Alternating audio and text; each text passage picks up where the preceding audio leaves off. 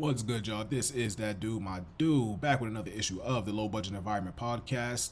What's good? Hope you're having a good weekend. It is Sunday, January 19th, 1:51 a.m. Just getting home from work, but I'm quite sure everybody's aware.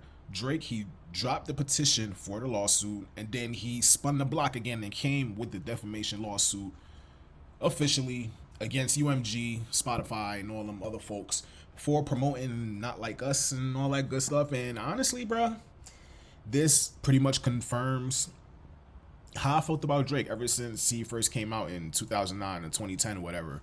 I always thought that he was an actor playing a rapper. I thought he was phony. I thought he was fake. I wasn't buying what he was selling. And lo and behold, 15, 16 years later, look at where we are now. Honestly, I'm not surprised. A lot of people, they're still going back and forth with the whole Kendrick and Drake beef and all that good stuff. I never thought that this thing would be taking a life upon its own or even reach this stage of litigation, because why are we going to court over rap beef? And I understand, he is claiming that he's going to attack the system from within to make it safe for all other artists, blah, blah, blah, blah. But in order for him to do so, he'll have to expose how he himself benefited from that same system that he claimed is oppressive to everyone else. So it's going to be an interesting chain of events to see how everything goes.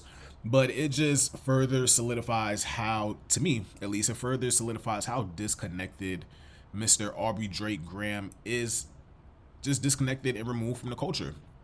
It doesn't really understand what it is to be hip hop and all that good stuff. Because this situation could have been alleviated with just a simple conversation, unless there are a whole bunch of other variables that are going on behind the scenes that we are not privy to, which I'm sure has to do with his contract, and several other factors.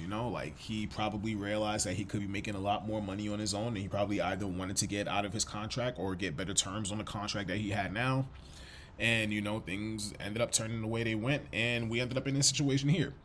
But to see such an ugly breakup between Drake and UMG, it's I wouldn't say surprising, because it's the music business, but to see it play out in such a fashion, to see how UMG is taking, both parties have taken a complete 180 on one another, it's kind of looking like a bad divorce, where they're arguing over who's going to get custody of the kids and all that good stuff, or who's going to get the dog and the car and all that good stuff. So it's very, very interesting to see where this may go.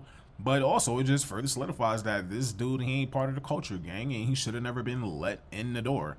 But that's just me. I've always been a Drake hater. Like I said, since day one, since the Grassy gang. You feel me? It runs deep, fam. Since Wheelchair Jimmy, even before he got clapped in the show, I just wasn't rocking with him, because I don't know, man. It just seems corny. And then when he came out as a rapper, he seemed cornier. And this right here is probably the corniest thing that he's ever done, besides the whole Georgia Smith thing and the Rihanna thing and getting smacked by Diddy thing. And yeah, you get the idea. But yeah, man, what y'all think? You think he got a trick up his sleeve, or you think he is just being super petty? What do you think? This has been another issue of the Low Budget Environment Podcast with your host, that dude, my dude. And until next time, I'm out like big toes and small socks. Peace.